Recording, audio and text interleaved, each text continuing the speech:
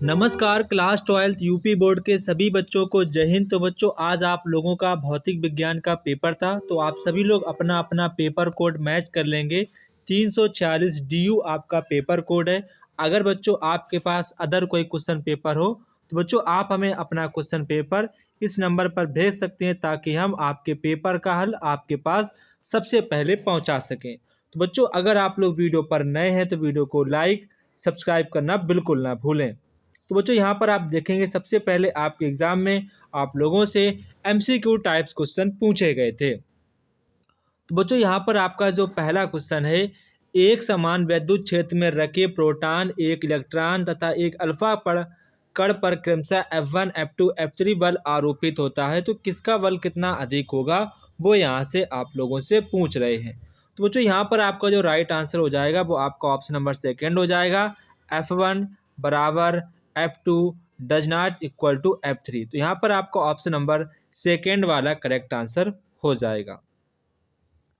इसके बाद आपका क्वेश्चन नंबर नेक्स्ट है, एक विद्युत सर्किट में समांतर क्रम में जुड़े दो रेजिस्टेंस R तथा 2R में उत्पन्न ऊष्मीय ऊर्जा का अनुपात कितना होगा।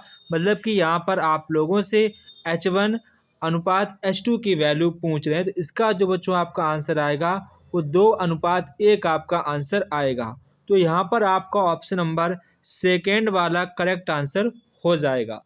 इसके बाद आपका क्वेश्चन नंबर नेक्स्ट है, यहाँ पर आपसे कह रहे हैं 1/μ0 एप्सिलॉन नॉट का मात्रक क्या होगा, ये यहाँ पर आपसे पूछे। बच्चों ये क्वेश्चन आपके एग्जाम के लिए काफ़ी ज़्यादा इंपॉर्टेंट था, तो इसका आपका जो आंसर हो जाएगा ऑप्शन नंबर थर्ड वाला आपका करेक्ट आंसर हो जाएगा। Option number third will be right answer this question. ठीक है, ऑप्शन नंबर थर्ड यहाँ पर आपका करेक्ट आंसर हो जाएगा। इसके बाद आपका क्वेश्चन नंबर घ है, AC सर्किट में यदि धारा I बराबर 2 sin ओमेगा टी एम्पियर तथा वोल्टेज V बराबर 5 cos ओमेगा टी वोल्ट हो, तो शक्ति की क्षय दर क्या होगी। वो आपकी शून्य होगी। कितनी होगी? शून्य आपकी हो जाएगी। इसके बाद आपका क्वेश्चन नंबर नेक्स्ट यहाँ पर है, यंग के द्वि स्लिट के सामने एक पतली पारदर्शी शीट रखने से प्रिज्म की चौड़ाई कितनी हो जाएगी। तो प्रिज्म की जो चौड़ाई है वही आपकी रहेगी। तो यहाँ पर आपका ऑप्शन नंबर थर्ड वाला करेक्ट आंसर हो जाएगा। इसके बाद आपका क्वेश्चन नंबर नेक्स्ट है, शुद्ध अर्धचालक में अशुद्धि का अपमिश्रण करने पर अर्धचालक की चालकता क्या होगी। तो उसकी जो अर्धचालक चालकता है वो बढ़ जाती है। तो यहाँ पर आपका ऑप्शन नंबर सेकेंड वाला करेक्ट आंसर हो जाएगा। इसके बाद आप नेक्स्ट क्वेश्चन देखेंगे, आपके जो यहाँ पर दो नंबर वाले क्वेश्चन थे वो भी हम लोग देख लेते हैं। यहाँ पर आपका एक नंबर क्वेश्चन है, 20 सेंटीमीटर इंटू 10 सेंटीमीटर की आयताकार कुंडली में 10 एम्पीयर की धारा प्रवाहित करती चुंबकीय आघूर्ण का मान क्या होगा। तो बच्चों अगर हम चुंबकीय आघूर्ण का मान निकालेंगे, M का मान निकालेंगे, तो M का जो आपका मान निकल के आएगा वो आपका निकल के आएगा 0.2 एम्पियर मीटर स्क्वायर। ठीक है, तो ये यहाँ पर आपका आंसर निकल के आएगा 0.2 एम्पियर मीटर स्क्वायर। आपका यहाँ पर चुंबकीय आघूर्ण की वैल्यू आपकी निकल के आएगी।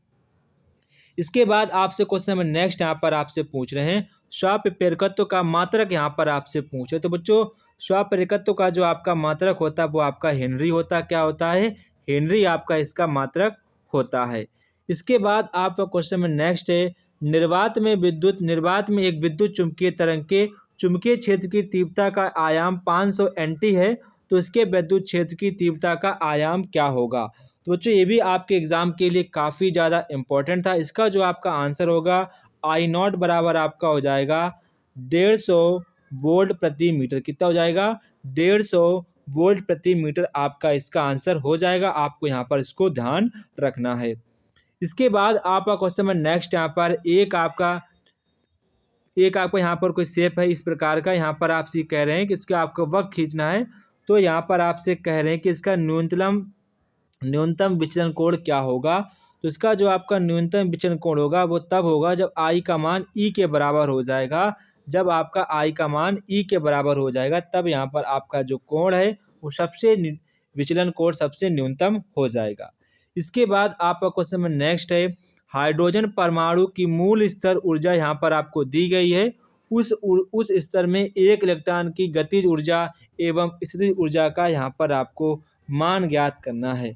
तो बच्चों यहाँ पर जो आपकी गतिज ऊर्जा निकल के आएगी वो आपकी निकल के आएगी 13.6 इलेक्ट्रॉन वोल्ट, और जो यहाँ पर आपकी पोटेंशियल एनर्जी निकल के आएगी वो माइनस के 27.2 इलेक्ट्रॉन वोल्ट, ये आपकी पोटेंशियल एनर्जी निकल के आएगी और ये आपकी काइनेटिक एनर्जी यहाँ पर निकल के आएगी।